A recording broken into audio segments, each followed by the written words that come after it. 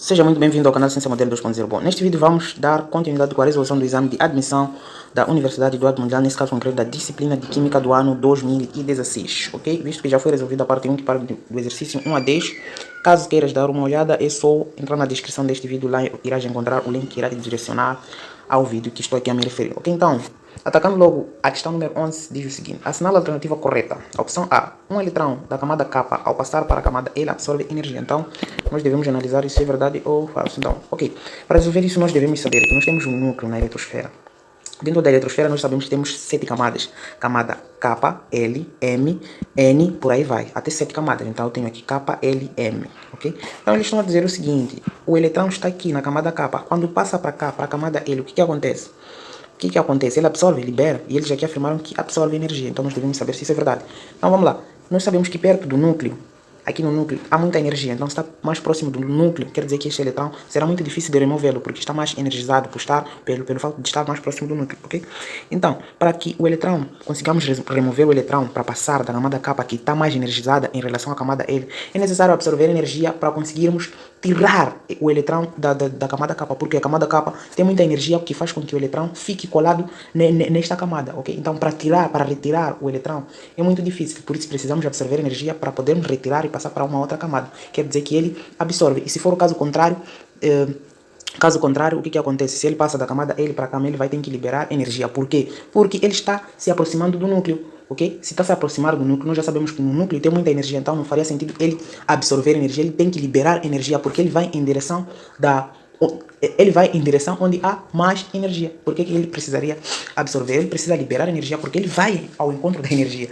Então, na verdade, a alternativa correta é a opção A, que diz que ele absorve energia, ok? Então, passa o que? Tá errado. Subnível D possui 14, no máximo 14 eletrões, também está errado, porque subnível D suporta no máximo 10 eletrões. Isso também nem precisamos analisar e perca de tempo, ok? Então, vamos para o número 12. O número 12 diz o seguinte: sobre os elementos com configurações eletrônicas, vamos lá, eles deram essas configurações eletrônicas: 1s2, ok, vamos lá nos focar na última camada de cada elemento. Para o elemento 1, ele terminou com 3s2 e 3, ok, vamos lá, ele terminou com 3s2 e 3p5, então terminou com 3p5, o elemento se encontra no sétimo grupo, ok? Então está no sétimo grupo porque tem 2 eletrões aqui, mais 5 dá 7, então sétimo grupo A e terceiro período, ok? Vamos lá para o elemento B. O elemento B terminou com o quê? 3, terminou com 4s1. O elemento 2 terminou com 4s1. Então, se terminou com 4s1, ele tem um eletrão na última camada. Então, ele se encontra no primeiro grupo A e quarto período, visto que é 4s1. Então, quarto período. Para o elemento 3, terminou com o quê? 3, ele terminou com 3s2, 3p6. Então tem 1, 2, 6, 8 eletrões, então ele está no oitavo grupo. E terceiro período, ok? Terceiro período, isso aqui é o elemento 3, esse aqui é o elemento 1, esse aqui é o elemento 2, este é o elemento 2, ok? Já conseguimos nos situar, esse aqui é o elemento 2, ok? Então esse cara aqui é o elemento 1. Muito bem, para o elemento 4, terminou com o quê? O elemento 4 terminou com 2s2 e 2p2. Então está no quarto grupo. Deixa eu escrever aqui. Está no quarto grupo e segundo período. E o quinto grupo terminou com 3p6, o quê? Terminou com 4s2. Então se terminou com 4s2, se terminou com o quinto grupo, né? O quinto elemento terminou com 4s2, então ele está no segundo grupo e quarto período. Ok, agora vamos lá a vermos as afirmações que ele está aqui a nos entregar no exercício. Vamos lá, opção A, ele diz que o primeiro elemento é o mais eletronegativo. O primeiro elemento quem é? Esse que está no sétimo grupo e no terceiro período. Ele quer saber qual é a afirmação falsa. Qual é a afirmação falsa? Então nós já sabemos que os elementos mais eletronegativos estão no sétimo grupo, ok? Estão no sétimo grupo. Então, eletronegatividade. Ele está a dizer que o primeiro grupo é o mais eletronegativo. De fato, ele sim será o mais eletronegativo. Por quê? Porque é o único elemento que está no sétimo grupo aqui. Então, o único elemento que está no sétimo grupo é o primeiro elemento. Então, essa afirmação é verdadeira, ok? Então a afirmação 1 é verdadeira. Nós queremos a afirmação falsa. Ponto 2, ele está a dizer que o elemento alternativa B. Desculpa. Então, o elemento alternativa B está a dizer o seguinte: o elemento 2 apresenta maior raio atômico. O elemento 2. Quem é elemento 2? Elemento 2 está no primeiro grupo e quarto período. Então, se está no primeiro grupo, quer dizer que é um metal. Se é um metal, nós já sabemos que o raio atômico aumenta da esquerda para a direita e de cima para baixo. E no período, aumenta da esquerda para a direita e nos grupos, aumenta de cima para baixo. Então, da direita para a esquerda, nesse caso. Essa questão é muito estranha. Ok, vamos lá. Eu tenho tabela periódica aqui. Vamos lá imaginar uma tabela periódica aqui. Ok? Vamos lá. O que estou aqui a dizer? O primeiro grupo está mais ou menos aqui. Então o raio atômico aumenta da direita para a esquerda e de cima para baixo. Então se estão a dizer que o elemento 2 está no primeiro grupo, exatamente ele tem o maior raio atômico. Então isso é verdade também, ok? Então é maior raio atômico o elemento 2. Isso é verdade. Depois estão a dizer que a alternativa C, o elemento 3 é um gás nobre. O elemento 3 é um gás nobre. Quem é o elemento 3? O elemento 3 está aqui. Eu disse que o elemento 3, então deixa eu circular. Eu disse que o elemento 3, está aqui o elemento 3, está no oitavo grupo e terceiro período. Então, se está no oitavo grupo, quer dizer que ele é um gás nobre, ok? Então, a opção, o ponto 3 também está certo, ok? Está certo, está a dizer que o elemento 3 é um gás nobre, é verdade. E depois estão a dizer o quê? Ponto 4. O ponto 4, a alternativa C. Nós estamos a analisar o quê? Ok. Ponto 1, nós dissemos que o elemento 1 é o mais eletronegativo. Sim, dissemos que é verdade. Então, isso aqui é verdade, ok? A alternativa A é verdade, nós queremos a falso. Alternativa B, eles estão a dizer que o elemento 2 apresenta maior raio atômico. Já disse isso, é verdade também. Alternativa C, o elemento 3 é gás nobre. Já provei que é gás nobre, é verdade também. E depois vamos para a alternativa D, que diz que o elemento 4 é o mais eletronegativo. Nós já encontramos um eletronegativo aqui. Como é que vão ter dois? Mas vamos lá. O elemento 4 é o mais eletronegativo. O elemento 4, quem é? Está no quarto?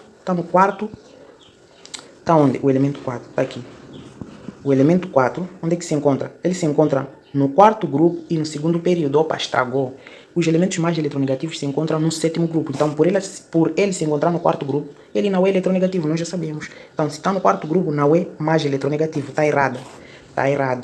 Está errada a opção D, está errada, que diz que o elemento 4 é o mais eletronegativo, está errada. E se eles querem a afirmação falsa, nós já encontramos a afirmação falsa, nem preciso analisar a opção D. Então a opção correta para esta questão é exatamente a letra D, que diz que o elemento 4 é o mais eletronegativo.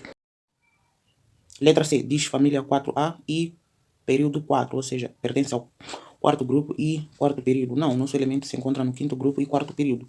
Então está fora, alternativa C. Vamos para a letra D, diz família 5, ou seja, quinto grupo, exato, e período 4, ou seja, no quarto período, exatamente. Então a alternativa correta para este número é exatamente a letra D, ok? Então vamos para a próxima questão.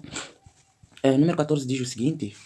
Número 14 diz o elemento químico cujo átomo apresenta a seguinte configuração eletrônica na camada de valência. Então apresenta 4, vamos lá ver, apresenta 4 S2, 3, D6, ok? 3D6. 4S2, 3D6. Então, localiza-se no... Então, aqui é muito simples, nem precisas pensar muito. É só olhar quantos eletrões ele possui na sua última camada. É só somar os expoentes. 1, 2, ok? Então, ele pertence ao oitavo grupo, ok? Então, ele pertence ao oitavo grupo, o quê? Grupo A, ok? Grupo A, por quê? Porque aqui não tem o subnível F. Seria o grupo B, se aqui terminasse com o subnível F, mas aqui não contém o subnível F, então é o grupo A, ok? Então vamos procurar o grupo, alternativa A, segundo grupo não, B, quinto grupo não, C, oitavo grupo B, não terminou com subnível F, e exatamente está na letra D, que diz oitavo grupo A, ok? Muito bem. Então, indo para o número 15, diz o seguinte: dadas as configurações eletrônicas seguintes, A e B, deram o elemento A e o elemento B com essas terminações de configurações eletrônicas. Então, eles perguntam o seguinte: seleciona a sequência certa. Então, aqui nós devemos retirar o período e o grupo em que ele se encontra. Então, primeiro, nós vamos passar o que eles forneceram aqui. Para o elemento A, eles deram a seguinte configuração: 3S2 e 3P, o quê? P5, ok? E para o elemento B, eles deram a seguinte configuração, 3s1, ok? Então, para o elemento A, nós conseguimos perceber que ele tem 7 eletrões na sua última camada, soma apenas os expoentes das letras, dos subníveis, então são 7, então ele está no sétimo grupo, ok? Está no sétimo grupo A, e o período é exatamente o número que está na frente a multiplicar os subníveis, então ele está no terceiro período, ok? Então o elemento A está no sétimo grupo e terceiro período. Agora vamos ver o elemento B. O elemento B é muito simples de ver, nós conseguimos notar que ele tem um eletrão na sua última camada, então está no primeiro grupo A, e período é esse número que está na frente, então terceiro período, então ambos estão no terceiro período. Então vamos lá julgar as afirmações. Ele diz que A tem valência 5, então de salientar que grupo é mesmo que valência, ok? Então, eles estão a dizer o seguinte, o elemento A tem valência 5. O elemento A tem valência 5, não, tem valência 7, porque está no sétimo grupo. Então, já estávamos a arriscar a opção A. A opção A não faz parte. A linha B diz que A tem valência 1. Epa, também não, porque A tem valência 7. Opção C diz que A tem valência 1 também. Epa, também não. Opção D diz que A tem valência 1, também está fora. E opção E, nenhuma. De fato, nenhuma das opções, por estragarem dizerem que o A tem valência 1. O A tem valência 7, porque tem 7 eletrões na sua última camada de valência, ok? Então vamos para o número 16, que diz o seguinte: com relação à tabela periódica atual, assinala a afirmação verdadeira. Então é muito simples. Vamos lá, linha A. Os elementos químicos estão colocados em ordem crescente de massas atômicas. Tabela periódica atual estão organizados em ordem crescente de números atômicos, não massas atômicas. Então já estávamos a arriscar a opção A, porque está errada. Devia ser em números atômicos, não massas atômicas. Essa organização é antiga, não é atual, ok? E alternativa B diz numa família, ou seja, num grupo, é a mesma coisa. Os elementos apresentam propriedades químicas bem distintas. Está errado isso. Num grupo, todos os elementos têm propriedades semelhantes, porque se encontram na mesma família, ok? Então vamos lá, C diz numa família, os elementos apresentam o mesmo número de eletrões nas camadas. Também soa mal. Está errada. Por quê? Não pode ser o mesmo número de eletrões nas camadas. Sim, na última camada de valência. Se colocasse na última camada de valência, estaria certo. Mas não nas camadas. Em cada camada, ela apresenta diferentes números de eletrões. Faça a distribuição de de dois elementos que estão no mesmo grupo. A ver que em cada grupo, em cada camada, tem um certo número de eletrões. Então são diferentes. Então está fora. Vamos lá. Alternativa D. Num período, os elementos apresentam propriedades químicas semelhantes. Opa, tá fora também. No período, os elementos não apresentam propriedades químicas semelhantes, são diferentes. Isso seria no grupo. E a alternativa E diz que todos os elementos de transição pertencem ao grupo B da tabela periódica. Exatamente isso. Então, todos os elementos de transição pertencem ao grupo B da tabela periódica. Alternativa B. Ok? Então, vamos para o número 17, já fizeram para nós, questão anulada. Então, 18 diz o seguinte: os átomos na molécula de hidrocarboneto são ligados entre si por os átomos de hidrocarboneto, nesse caso, são ligados entre si por quê? Ligações iônicas? É lógico que não. Nós já sabemos, para quem está safo em química orgânica, nós já sabemos que temos ligações covalentes, né? Então a alternativa B vem ligações covalentes, é exatamente isso. Os átomos dos hidrocarbonetos, nesse caso, os hidrocarbonetos, estamos a falar dos alcanos, alcenos, alcinos, por aí vai. Então são ligados entre si por ligações covalentes, ok? Então a letra D também estava fora, ligações metálicas, forças também estava fora e pontes de hidrogênio também estava fora. Vamos para o número 19. No cianeto de sódio existem somente, então, no cianeto de sódio. Vamos lá ver quem é esse cianeto de sódio. Quem é esse? Então, dizer o que? Cianeto de sódio. Então, cianeto de sódio é esse carinha aqui. Cianeto de sódio. É isso, né? Ok, cianeto de sódio é esse cara aqui. Então, eles estão a perguntar se existem somente o quê? Existem somente ligações iônicas? Não. Não existem somente ligações iônicas. Nós já sabemos que cianeto de sódio. Exato. Cianeto de sódio é isto. Cianeto de sódio. Opa, pode falhar na forma molecular. Cianeto de sódio é esse cara aqui. CnNa, né? Cianeto de sódio. Não, também é assim, cara. Cianeto de sódio é isto aqui, exatamente. Então esse cianeto de sódio, já estou a fazer cagadas. Ok, muito bem. Então cianeto de sódio é esse composto aqui. Então eles estão a dizer que tem somente ligações iônicas. Não, porque se eu for a dissociar isto aqui, vou ficar com Na mais o quê? Mais Cn menos. Só que, o que acontece? Tenho ligações iônicas, por eu dissociar por ser um sal. Só que dentro disto aqui, temos ligações o quê? Temos ligações covalentes, porque o carbono e o nitrogênio estão ligados entre si, por ligações covalentes. Então, dentro deste cara aqui, eu não sei se são ligações triplas, não sei. É só fazer a estrutura disso aqui de cianeto. Então, dentro desse cianeto, temos ligações covalentes que existem entre carbono e nitrogênio, porque são dois metais. E aqui, o cianeto e sódio é um metal e um ametal. Por isso que temos ligação iônica e temos também ligação covalente no mesmo composto. Então, vamos lá ver, tem que ter ligações iônicas e covalentes, somente metálicas, nem tem isso. Vamos lá, alternativa B, somente ligações covalentes, também não, ok? Vamos lá, alternativa D, ligações iônicas e covalentes, exatamente. Então temos dois tipos de ligações. Temos ligações iônicas se nós dissociamos o sal, e dentro da dissociação do sal temos o anião cianeto. O cianeto, dentro do cianeto, a ligação que existe entre carbono e nitrogênio é uma ligação covalente. Então por isso temos ligação covalente e iônica, ok? Então vamos para o número 20.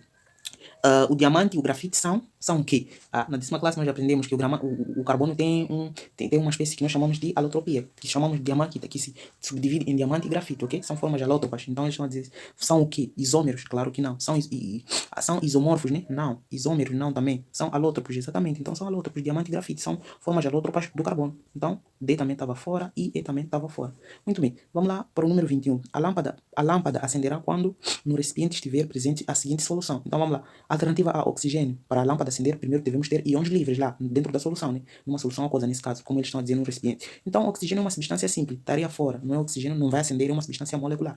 E a linha B estão a dizer água. Água conduz corrente elétrica. Lógico que não, né? Água é uma substância molecular, apesar de ser polar, mas é uma substância molecular, então não vai conduzir também não. HCl, o ácido clorídrico vai conduzir no recipiente com água, em uma solução aquosa, então é só ver se vai surgir uma carga aqui. Ácido clorídrico, se tudo dissocia, vem, forma H+, e Cl-, então temos a presença de cargas positivas e negativas, ou seja, temos eletrões livres, então a solução que vai conduzir corrente elétrica no recipiente é exatamente a alternativa C, ok? Então a sacarose, a alternativa B, D está fora, que é uma substância molecular, metano também está fora. Muito bem, vamos para a próxima questão, número 22. Diz o seguinte, uma substância A conduz corrente elétrica, ok, em solução aquosa, muito bem. A outra, vamos lá começar a juntar os links. Se a substância conduz corrente elétrica em solução aquosa, então essa substância só pode ser o quê? É aquela que nós vimos aqui, ou seja, é uma substância iônica, ok? Se conduz corrente elétrica em solução aquosa, muito bem, é uma substância iônica, ok? E a segunda são propriedades, estamos a identificar através de propriedades, muito bem. A outra, substância B, essa aqui é a substância A nesse caso. A substância B conduz corrente elétrica no estado sólido. Se conduz corrente elétrica no estado sólido, imagine um metal conduzindo corrente elétrica no estado sólido, um fio. É um metal no estado sólido, então esse cara seria, logicamente, um metal. Se conduz corrente elétrica no estado sólido, um metal. Vamos lá, o terceiro, quem seria? Vamos lá, o B conduz no estado sólido. Uma terceira, ok, C. Nunca conduz corrente elétrica, ok? Nunca conduz corrente elétrica. Ok, se nunca conduz corrente elétrica, ok? É uma substância o quê? É uma substância covalente. Covalente o quê? Polar ou apolar? É uma substância covalente o quê? Apolar, ok?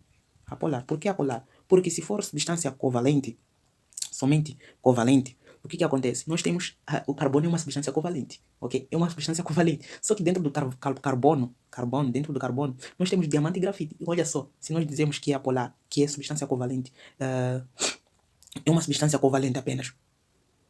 O que acontece? Dentro do carbono nós temos diamante e grafite. Grafite é uma substância covalente, mas conduz corrente elétrica. E eles estão a dizer aqui que a substância 3 nunca conduz corrente elétrica. Então nós não podemos dizer que é uma substância iônica, metálica e molecular. Molecular não, porque molecular, se nós nós iríamos incluir o grafite, que nesse caso conduz corrente elétrica. Apesar de não ser molecular, é uma substância elementar, né? Ok, não é molecular. Então molecular sabemos que nunca conduz corrente elétrica. Vamos lá. Alternativa B, metálica e iônica também está fora. Tem que começar com iônica. Covalente também está fora. Ok, tem que começar com iônica. Ok. Iônica, metálica, covalente, apolar. Exatamente. Covalente, apolar. Apolar porque não tem polos, não tem possibilidade de conduzir corrente elétrica em nenhum momento. Porque eles dizem que nunca conduz corrente elétrica. Ok? Então iônica, apolar, essa aqui está fora também. Então a alternativa correta é exatamente a letra D. Eu acredito que muitos iriam marcar molecular. Molecular nunca conduz corrente elétrica, sim, mas existem exceções que conduzem corrente elétrica. Ok? Fique esperto. Número 23 diz o seguinte, considere os compostos seguintes, metano, dióxido de carbono, cloreto de cálcio, bababá, por aí vai. Então, qual das opções seguintes apenas tem apenas compostos covalentes? Então, isso é bem simples. Primeiro elemento, alternativa A, temos metano, e metano, C, carbono e hidrogênio, já sabemos que é uma substância covalente, são ligações covalentes, é um composto orgânico, então o metano está ok. Vamos dióxido de carbono, o dióxido de carbono também é uma substância covalente, porque não temos a presença de íons, ou seja, a presença de cargas, ok? Então, a alternativa correta é exatamente a letra A, nem precisar estudar muito, analisar muito. Então, a alternativa A, metano e dióxido de carbono. A alternativa B, vamos analisar B, não é covalente, não são os dois compostos não são covalentes. Dióxido de carbono é covalente, sim, porque não tem carga. Mas o cloreto de cálcio, esse aqui, eu vou te mostrar aqui, a nossa opção é exatamente a letra A, ok? O cloreto de cálcio é uma substância iônica, porque dissociando isso vais ter vais ter o quê? Terás cálcio, 2 mais 2 cloreto menos. Então, dissociando, notas que aparece a presença, temos a presença de íons, de cargas. E alternativa C, então isso aqui não seria. Alternativa C, temos o metano ecovalente, mas o cloreto de cálcio ainda contém, então não é. Alternativa D, temos o metano, então ecovalente, mas o Na, o hidreto de sódio, dissociando ele, vais ter o quê? Vais ter Na, hidreto de sódio, Na mais H menos, ok? Como é o hidreto, o hidrogênio acaba assumindo carga negativa, ok? Então temos a presença de cargas, então a letra D também não seria. Alternativa E, voltamos ao cloreto de sódio, então cloreto de cálcio nesse caso. Então também não seria. Então a letra D é exatamente a nossa opção correta. Vamos para o número 24. O número 24 diz o seguinte: formando como base a polaridade das moléculas, blá, blá, blá, blá. Assinale, vamos lá limpar aqui um pouco. Assinale, deixa eu apagar também, entre as seguintes opções. Dentre as seguintes opções, ok? Muito bem, como está escrito, vamos ler assim. Correta. Não são polares as moléculas seguintes. Então eles querem saber as moléculas apolares. Se não são polares, são apolares, ok? Então vamos lá. É só desenhar, saber. Uma molécula polar é aquela em que o seu momento dipolo, o seu momento dipolo é diferente de zero. Momento dipolo, né? É isso. Então, o momento dipolo é diferente de zero. Ou seja, se tu desenhas a sua estrutura, vamos lá pensar, enxofre. Vamos lá, esse aqui, o dióxido de enxofre. Vamos lá tentar desenhar a estrutura dele. Vamos lá, estrutura de Lewis. Já sabemos que isso aprende-se na nona classe, desenhar a estrutura de Lewis. Então, esse camarada oxigênio está no sexto grupo, então tem 6 eletrões na última camada. Então, se tem 6 eletrões na última camada, eu tenho 2 vezes 6, vou ficar com 12 eletrões, mas enxofre está no sexto grupo. Está no sexto grupo também, então mais 6, ok? Mais 6, aí, totalizando isto a 18. 18 dividido por 2, isso dá 9. Então tem 9 pares de eletrões. Vamos lá desenhar a estrutura desse camarada aqui. Desenhando a estrutura desse cara aqui, fico com S e fico com, eu não sei, acho que são dupla ligações. Oxigênio, aqui oxigênio. Agora vamos preencher o octeto para cada um. O oxigênio está no sexto grupo, então tem que ter, tenho quantos pares? Tenho 2 pares, então completo com 2 aqui, ok? Usei quantos? 1, 2, 3, 4, 5, 6, 7, 8. Usei 8 pares. Então aqui eram 9 pares. Então faltou-me um par. Então ficou um par aqui em cima. Completo com o átomo central, ok? Então todos já completaram o octeto. Na verdade, o enxofre expandiu o seu octeto. Isso não é problema. Então, vamos lá. A estrutura do dióxido de enxofre é esse cara aqui. Então, o que acontece? Ele é polar ou apolar? Perceba aqui. Veja aqui. Aqui tem uma força que atrai esse cara para o centro. E aqui tem uma força aqui. Tem uma força que atrai mesmo. Sim, tem uma força que atrai para o centro.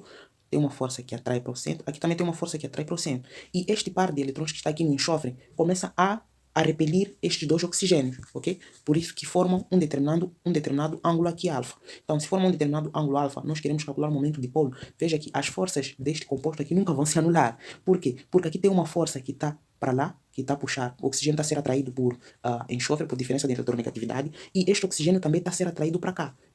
Esse oxigênio está a ser atraído para cá, surgindo uma força neste sentido, e este oxigênio também está a ser atraído para cá, surgindo uma força nesse sentido. Agora, se eu quero calcular a força resultante disto, a força resultante está exatamente aqui, para cima. Então, este cara seria a força resultante desta estrutura. Então, se a força resultante é esta, é lógico que a força do momento dipolo não será zero, porque nós teremos que a força do momento dipolo será diferente de zero, porque tem uma força resultante atuando para cima.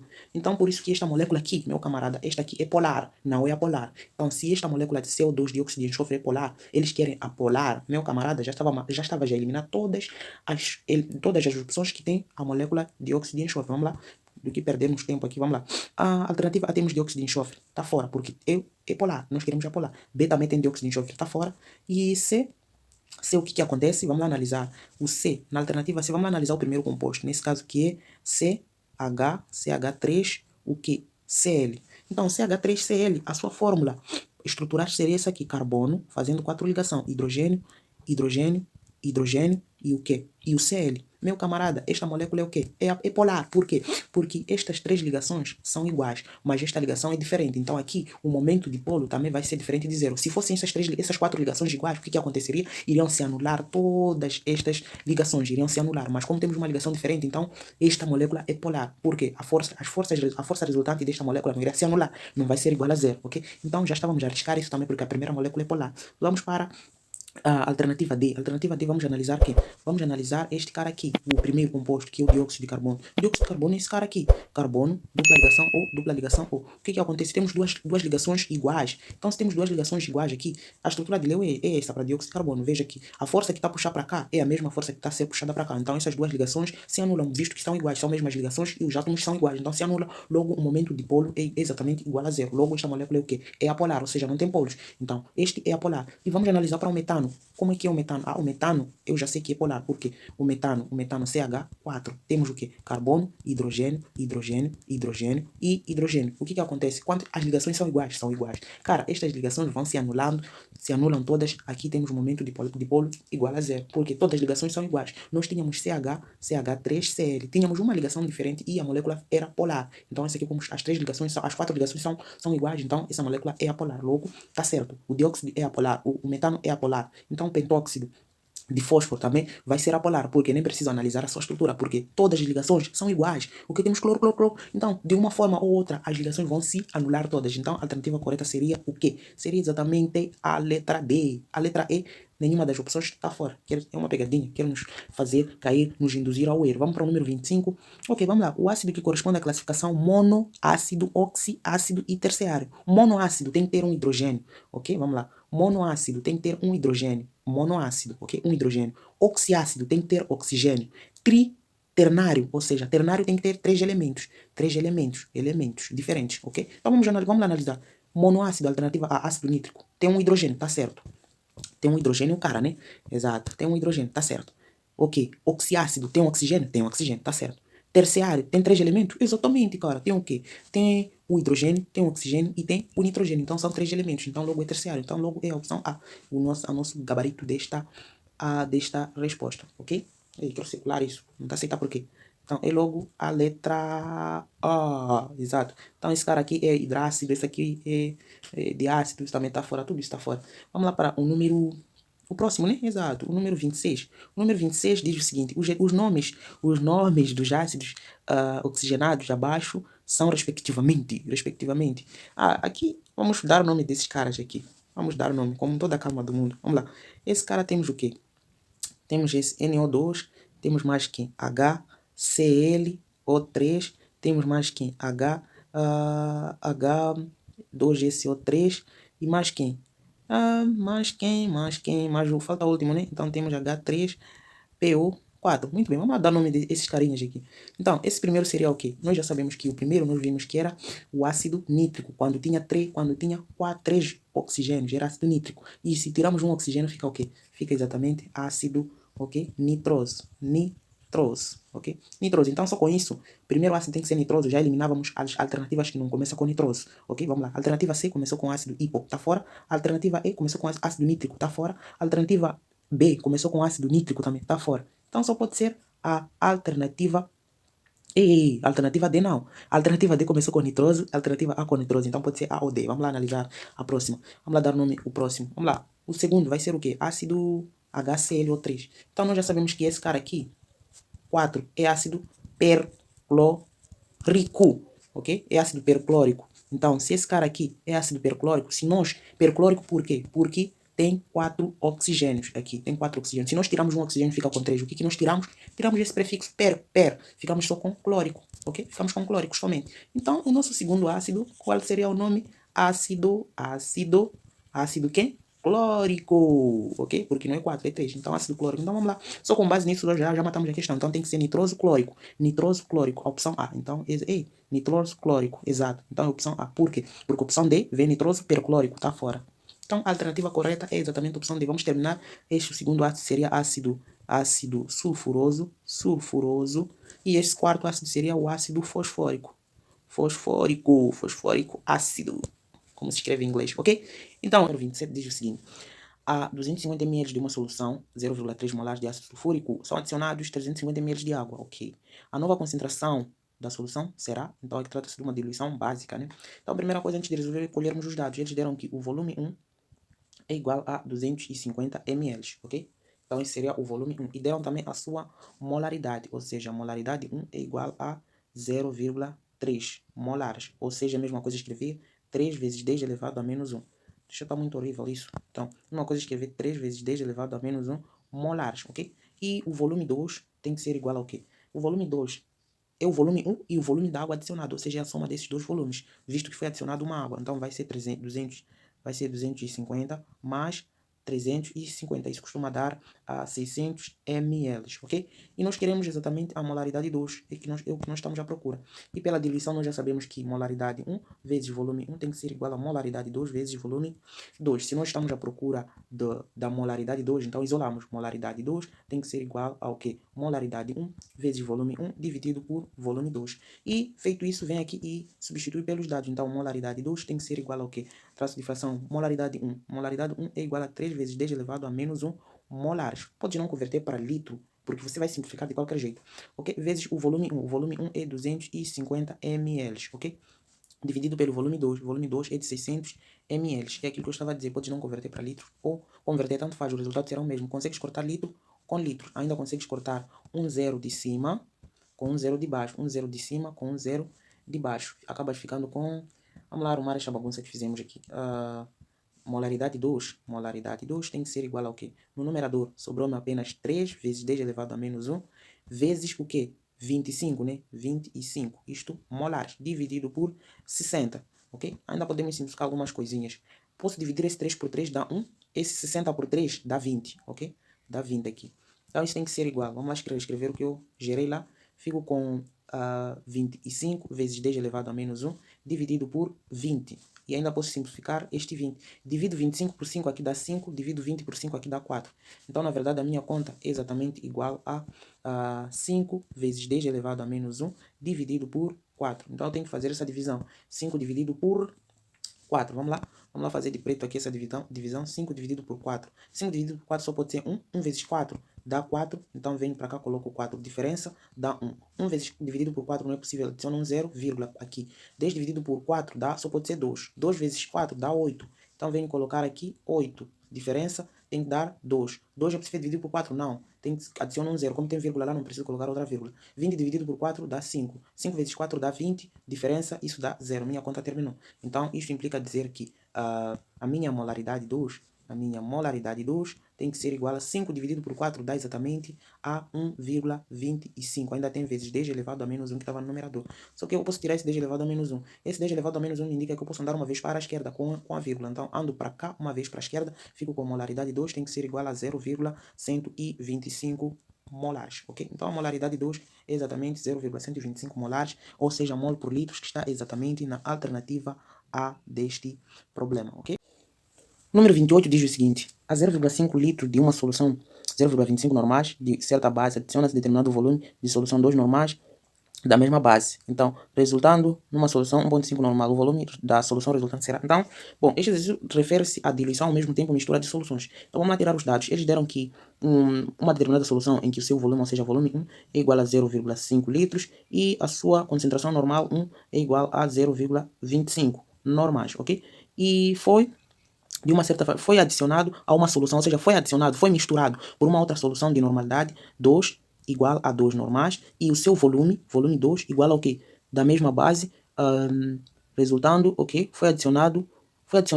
Adiciona-se determinado volume de uma solução, ok? Então nós não sabemos qual é esse volume desta solução em que foi misturada com a primeira solução, ok? Então, resultando em uma terceira solução, ou seja, normalidade 3, igual ao quê? Normalidade 3 é igual a 1,5 normais, ok? 1,5 normais. Então, e o seu volume 3, é o que nós queremos achar. Então, eles querem saber o volume da solução resultante, ou seja, o volume 3 é igual. Então, tendo isso aqui, é muito simples, é só aplicar a fórmula que nos ajuda a calcular quando se trata de mistura de soluções, que diz o seguinte: normalidade 1, quando se trata de normalidade. Se fosse molaridade, a ideia também seria a mesma. Então, normalidade 1 vezes volume 1, mais misturou-se com normalidade 2 vezes volume 2, tem que ser igual, resulta em uma terceira solução, ou seja, normalidade 3 vezes volume 3. Eles querem saber o que? Eles querem saber o volume 3 resultante, ok? Então, o que acontece? De salientar que este volume 3 será igual ao quê? Este volume 3, até vou escrever aqui, volume 3 é igual a volume 1 mais volume 2. Por quê? Porque misturaram o volume 1 mais o volume 2. Então, se misturaram, então o volume 3 será a mistura desses dois volumes, ok? Então, tem que ter isso, tem que pegar a visão em termos desses detalhes, ok? Então, vamos lá. Se eu quero isolar o volume 3, o volume 3 tem que ser igual a tudo que estava cá, ou seja, a normalidade 1 vezes volume 1 mais a normalidade 2 vezes volume 2, tudo isso que divide a normalidade 3, ok? Então, vamos lá começar a substituir pelos dados que nos forneceram aqui no exercício de preto. Vamos lá? Então, o volume 3 que nós precisamos tem que ser igual ao quê? Normalidade 1. Opa, normalidade 1 é 0,5. Então, coloco aqui 0,5. Não preciso colocar unidades porque de achar em litros, ok? Muito bem, não tem nenhuma unidade que não está na unidade certa, né? Então, vamos lá. A normalidade 2 tem que ser 0,25 vezes normalidade 1, nesse caso, volume 1 é 0,5 vezes normalidade 2 é 0,25. Isto mais o quê? Mais normalidade 2. Normalidade 2 é 2. Vezes volume 2 é V, que não conhecemos. Tudo que divide o quê? Tudo que divide a normalidade 3. Normalidade 3 equivale a 1,5, ok? Então, vamos lá. Veja que eu tenho volume 3, mas aqui também tem incógnita. Mas a minha incógnita some. Por quê? Porque este volume 3 é exatamente igual a volume 1 mais o volume 2. Então, eu posso substituir esse volume 3 por seguinte expressão. Então, eu posso isso aqui escrever volume 3 é a mesma coisa eu escrever assim, de preto. É a mesma coisa eu escrever volume 1 mais volume 2 tem que ser igual a tudo que estava lá. Agora eu vou escrever a notação científica para me facilitar. 0,5 é o mesmo que 5 vezes 10 elevado a menos 1 vezes o quê?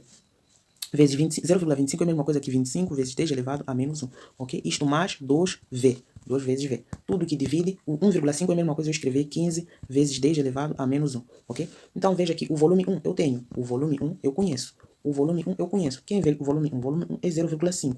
Então venho para cá e reescrevo. Eu digo que 0,5, ou seja, eu posso escrever na forma de notação científica, ou seja, 5 vezes 10 elevado a menos 1, mais V, tem que ser igual, porque o volume 2 é V. Então tem que ser igual a tudo que estava lá, 5 vezes 10 elevado a menos 1, vezes o quê? 25 vezes 10 elevado a menos 2, mais 2V, tudo isso que divide por 15 vezes 10 elevado a menos 1. Aqui, nós iremos achar o volume 2, porque o V é o volume 2, não é o volume 3. Ok? Então vamos achar o volume 2. Se nós acharmos o volume 2, a questão acabou. Automaticamente iremos achar o volume 3. Então vamos lá, aqui vamos fazer uma conta. Vamos fazer uma conta mesmo. Então vamos lá. Eu sei que isso tudo está sobre 1. Então aqui só são cálculos. Tudo isso está sobre 1. Posso multiplicar cruzado. 1 vezes tudo que está lá tem que ser igual a tudo isso vezes isso. Tudo isso que está aqui vezes aquilo que está lá. Então vamos lá. Eu vou escrever o quê? O que eu escrevo aqui? Vou escrever de preto. Vamos lá. 5. Vamos lá. 5 vezes 5 vezes 10 elevado a menos 1 vezes 25 vezes 10 elevado a menos 2 mais 2V tem que ser igual ao quê? Agora 5, vou ficar com 15, vezes 10, 15 vezes 10 elevado a menos 1, que multiplica o quê? Vai multiplicar aquilo tudo ali, está ali 5 vezes 10 elevado a menos 1 mais V, ok? Muito bem, então, não temos espaço, eu vou apagar isso que está aqui em cima para continuar. Então, continuando aqui em cima, eu terei o seguinte, essa conta, continuando. Vamos lá. Então, vamos lá fazer um pouco de cálculos aqui. 5 vezes 25 dá 125, né? Exato. Então, 5 vezes 25 dá 125. 5 vezes 25 dá 125. Então, eu fico com 125 vezes 10 elevado a menos 1 vezes 10 elevado a menos 3, a menos 2, dá 10 elevado a menos 3. Ainda mais 2V. Tem que ser igual ao quê? 15 vezes 5, quanto é que dá? Dá 25. Aqui dá 25, vai 5.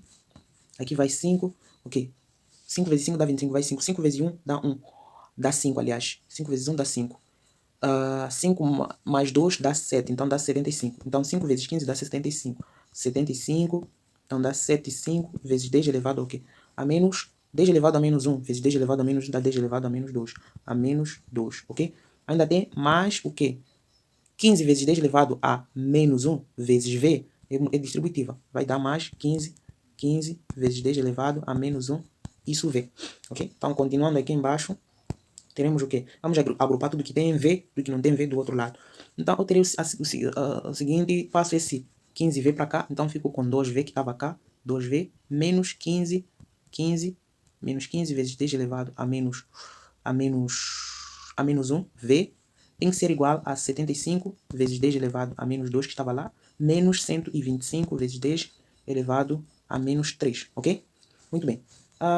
Agora eu vou finalizar aqui, tendo o seguinte, para o subtrair tem que ter a mesma base 10. Então vamos lá. Esse 10, 2 vezes 2V, eu posso escrever como sendo 20 vezes 10 elevado a menos 1. A menos 1V. Isto menos 15 vezes 10 elevado a menos 1V. Tem que ser igual ao quê? Posso apagar isto que está aqui embaixo.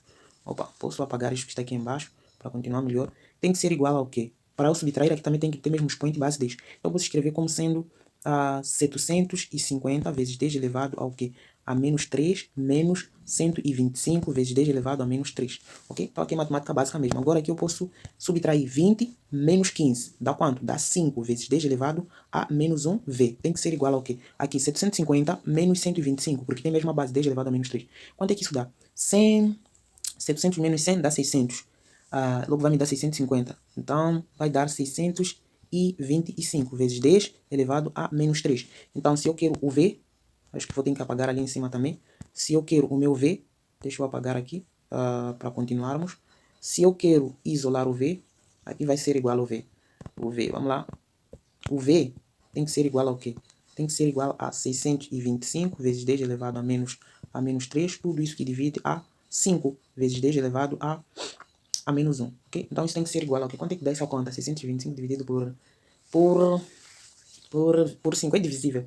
Só que não sei quanto é que dá. Qual é o número que fazer 625 dividido por 5? Qual é o número que eu vou fazer vezes isso dá 625? Ok, vamos lá. 625. 600 por 5. Quanto é que dá 600 por 5? 60 por 5, ok. 60 por 5 dá 12. Então, se dá 12, dá 12. Se 60 por 5 dá 12, quanto é que dá? 600 por 5 vai dar 120. 120. E 25 por 5 dá 5, então vai dar 125. Então a minha conta aqui vai dar 125. Então fico com 125 vezes 10 elevado a menos 3 vezes 10 elevado a mais 1. Passei para cima. Então o meu V tem que ser igual a 125 vezes 10 elevado a menos 2. 10 elevado a menos 3 vezes 10 elevado a mais 1 dá menos 2. Isso o quê? Litro. Esse é o volume o quê? Esse é o volume 2. Ok? Então esse V é o volume 2. Esse é o volume 2. Só que eles estão a pedir o volume da solução resultante. Se querem o volume da solução resultante, é exatamente o volume 3 que eles estão a precisar. Então se nós já temos o volume 2, podemos achar o volume 3, visto que o volume 3 é igual ao volume 2 mais o volume 1. Então isso tem que ser igual a 125 vezes 10 elevado a menos 2, isto mais 5 vezes 10 elevado a menos 1, que é o valor do volume 1. Eu anotei aqui. O volume 1 é igual ao quê? 0,5 litros, que é a mesma coisa, 5 vezes 10 elevado a menos 1. Então vamos lá fazer a somatória desses dois números para eu poder adicionar, devem ter mesmos os expoentes de base 10. Então eu posso dizer aqui o volume 3 tem que ser igual ao quê? Tem que ser igual a 125 vezes 10 elevado a menos 2, isto mais 50 vezes 10 elevado ao quê? Elevado a menos 2. Então, andei com uma casa para a direita. Quanto a isso, não há novidade. Então, aqui eu já tenho mesmo as bases 10. Eu posso, o quê? Posso adicionar. Posso adicionar aqui 125 mais 50. Quanto é que dá 125 mais 50?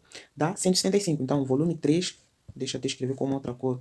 Então, meu volume 3 tem que ser igual a 175 vezes 10 elevado a menos 2. Visto que tem mesmas bases, base 2, base 2. Então, só adiciona os números da frente. Então, daqui já finalizaste a questão. Visto que, continuando, é só tirar esse 10 elevado a menos 2, andando com a vírgula está aqui. Me indica que eu tenho que andar duas vezes para a esquerda para tirar este 10 elevado a menos 2. Então, vou andar duas vezes. Uma, duas. Andei duas vezes e saiu. Então, meu volume 2, meu volume 3, nesse caso, tem que ser igual a 1,75 litros, ok? Então, o volume 3 resultante desta mistura dessas soluções é 1,75 litros. E 1,75 litros, vamos ver se aqui contém. 1,75 litros está exatamente na alternativa B, ok? Vamos decretar luto, morreu. Ok, então vamos para a próxima questão. A próxima questão diz o seguinte. Número 29. Número 29 diz o seguinte. Quando numa reação verifica-se que certa temperatura, a soma das entalpias dos reagentes, dos produtos é maior, nesse caso, é maior que a dos reagentes, disse que, então nós já sabemos aqui, que a entalpia de uma reação, reação é igual a somatório das entalpias dos produtos menos entalpia dos produtos menos o somatório das entalpias dos reagentes, ok? E tem um conhecimento básico que nós devemos saber que quando a entalpia da reação, o ΔH nesse caso, ΔH que eu posso colocar aí ΔH da reação. Então, quando o ΔH da reação é menor que zero, então essa reação é exotérmica, ou seja, se a variação da energia é negativa, é exotérmica. Se o ΔH é positivo, é endotérmica, ok? Então, vamos analisar isso aqui. Eles estão a dizer que se o somatório da entalpia dos produtos é maior, então esse somatório aqui é maior que dos reagentes. Então a reação é o que? Imagina, é maior. Aqui pode ter 10 e aqui o somatório ser 5. Dos produtos é maior. Então, se tu faz 10 menos 5, isso te remete a 10. 10 é negativo, isso te remete a 5 nesse caso. Te remete a 5. Então, o seu ΔH é igual a 5. Se eu te pergunto, esse número é positivo ou negativo? É positivo, ou seja, o seu ΔH é o quê? É maior que zero. Então, se é maior que zero, é uma reação o quê? Endotérmica, ok? É uma reação endotérmica. Então, a reação designa-se, vai ser designada como a reação é espontânea? Não, não é espontânea, está fora. Isotérmica? Não, também. Endotérmica, exatamente, endotérmica. Exotérmica? Não. Não espontânea também não. Então, vamos para o número 30, diz o seguinte. A equação termoquímica. Blá, blá, blá, blá. Então, eles estão a perguntar, ΔH é maior que zero, indica a reação? Então, aqui, com base naquela explicação, nós já temos. Então, eles estão a dizer exotérmica? Não. Por quê? Por que não? Porque o ΔH desta reação, ΔH, é mais o quê? 166, mais 1660 kJ por mol. Ou seja, a entalpia da reação é positiva. Então, é endotérmica. Tudo que tem exotérmica está fora. Está fora A porque é exotérmica, está fora B porque é exotérmica. E aqui está a dizer que é endotérmica, a volume constante. Não, também está fora. Não tem que ser a volume constante, tem que ser a pressão constante, ok? Então, vamos lá, pressão atmosférica, né? Posso assim dizer. Então, B, exotérmica também está fora, então só pode ser a alternativa D, endotérmica, pressão constante, ok? Indo para o número 31, diz o seguinte, durante a combinação de 2,1 gramas de ferro com enxofre, libera então 3,77 kJ. Qual é o calor de formação de sulfeto de ferro? Massa molecular do ferro 56 gramas por mol e massa molecular do enxofre 32 gramas por mol. Bom, aqui envolve um problema relacionado com envolvendo termoquímica e estequiometria ao mesmo tempo. Então, para resolver este problema é muito simples. Primeira coisa, nós devemos escrever a reação que aqui está a acontecer, que está a se processar aqui. Então, está a dizer a combinação do enxofre e ferro. Então, nós temos aqui ferro, combina, reage com enxofre, formando o sulfeto de ferro. Muito bem. Então, eles deram também que 2,1 gramas de ferro, 2,1 gramas de ferro, reage com enxofre, não sei qual é a massa, nem nos interessa, e forma ferro. Então, eles querem saber qual é o calor de formação desta substância composta, ou seja, do sulfeto de ferro. Então, o que é calor de formação? É o calor envolvido na formação de uma substância composta através de substâncias simples, ou seja, duas ou mais substâncias simples reagem entre si e formam um mol da substância composta. Até eu vou destacar aqui, devem formar apenas um mol da substância composta. Então, esse é o calor de formação. Então, para nós calcularmos o calor de formação de um mol de sulfeto de ferro, primeiro nós devemos achar a massa do sulfeto de ferro formada, ok? Então, nós já sabemos, para tanto, nós vamos aplicar um pouco de estequiometria. Nós já sabemos que a massa molecular do ferro é 56, então coloco aqui 56 gramas. E a massa molecular do ferro, para fazer uma relação estequiométrica, eu só calculo a massa molecular do sulfeto de ferro. Quanto é que dá? 32 mais 56, eu vou somar. Então, 32 mais 56, vem 38, 6 mais 2, 88. Então, fico com 88 gramas de sulfeto de ferro. E eu quero achar qual é a massa formada, para poder achar o calor de formação, ok? Então vamos lá, uma pequena relação estequiométrica, dizendo que isto está para isto e 2,1 está para x, ou seja, 56 gramas de ferro, não preciso escrever, está para 88 gramas de sulfeto de ferro. Agora eu quero saber 2,1 gramas de ferro, está para quanto de sulfeto de ferro, ok? Então daqui é só uma multiplicação cruzada, ok? Este com este, este com este. Então o meu x tem que ser igual ao quê? 2,1 vezes o quê? 8, tudo isso que divide os 56. Daqui eu posso simplificar algumas coisinhas, reduzir essa conta. 88 posso dividir por 2, me dando exatamente 44. E 56 por 2, dando 28. Ainda posso simplificar porque são pares. Vou simplificar 44 por 2 dá 22. E 28 por 2, isso dá 14. 14 vezes 2 dá 28. Ainda posso simplificar porque são pares, ok? Então, cortando 22 por 2, aqui dá-me 11. E aqui, 14 por 2, dá-me 7. Então, vamos lá arrumar a bagunça que geramos aqui. Então, meu x tem que ser igual ao quê? Tem que ser igual a 2,1, ainda vezes 11, que está lá em cima, tudo que divide 7. Então, reduzimos a conta. Vamos lá fazer essa pequena multiplicação. Muito simples de fazer essa multiplicação, saber tabuada só. Então, vamos lá. Vou esquecer a vírgula, vou fazer apenas 11 vezes 21. Depois coloco uma casa decimal. Então, 1 vezes 1 dá 1. 1 vezes 2, 2. 1 vezes 1 dá 1. 1 vezes 2, 2. Somando isso tudo, cai 1. 1 mais 1, 1 mais 2, aliás, dá 3. E aqui vem o 2. Tinha uma casa decimal, então eu coloco uma casa decimal aqui. Ou seja, 2,1 vezes 11 dá 23,1. Ok? Então, essa conta tem que dar 23,1. Isso tem que ser igual a 23,1. Está dividido por 7. Então, eu tenho que fazer essa divisão. Posso esquecer também a vírgula de cima, então vou ficar com 231 dividido por 7. O resultado coloco uma casa decimal. Vamos lá fazer essa divisão. Quanto é que dá? 7. Vou pegar 23. 23 dividido por 7. Qual é o número que eu coloco aqui? Fazer vezes 23 dá 20. Fazer vezes 7 dá 23. Vou pensar no 3. 3 vezes 7 dá 21. Aproxima. 4. 4 vezes 7 dá 28. Passa. Então só pode ser 3. 3 vezes isso dá 21. Diferença: 23 menos 23. Isto menos 21, isso dá 2, ok? Dá 2. Então, 2 é possível dividir por 7. Opa, deixamos um lá. Então, baixamos um que nós não usamos, vem para cá. Então, ficamos com 21. 21 é possível dividido por 7.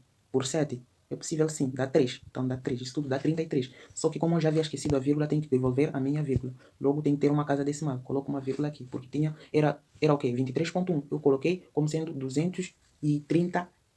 Esqueci a vírgula, só que o resultado eu tenho que colocar, tenho que devolver a vírgula, então dá 3,3 gramas, ok? Já fizemos a multiplicação, muito bem. Então, eu já tenho que a massa do sulfeto de ferro é 3,3 gramas, que é aqui. Então, forma 3,3 gramas. E esse 3,3 gramas libera essa tal energia, 3,77, ok? Libera essa energia 3,77 kJ, ok? Então, vamos lá. Nós estamos a dizer que nós queremos calcular a energia formada em 1 mol. Então, aqui nós sabemos que 1 mol de sulfeto de ferro, qual é a energia que vai liberar, visto que é a formação? Mas nós já sabemos que na combinação de 2,1 que libera aquela energia que é de 3,7, nós formamos 3,3 gramas. Se 2,1 gramas libera aquela energia, então se este 2,1 gramas também precisa de 3,3 gramas de sulfeto de ferro, que provém destes gramas de ferro, isso implica dizer que este 3,3 gramas de sulfeto de ferro também vai liberar a mesma energia. Por isso que eu disse aqui corresponde a 3,77 kJ, ok? Então, aqui é uma outra regra de 3, dizendo que 3,3 gramas de sulfeto de ferro libera 3,77 kJ, ok? Nós temos 1 mol de sulfeto de ferro, libera quanto? Que é o calor de formação dessa substância, de 1 mol. Libera quanto? É o que nós queremos saber. Então, 3,3 gramas desse cara libera esta energia. Só que as unidades aqui não estão acasaladas. Perceba que aqui tem mol, aqui tem grama e aqui tem mol. Então, devemos passar isso para mol.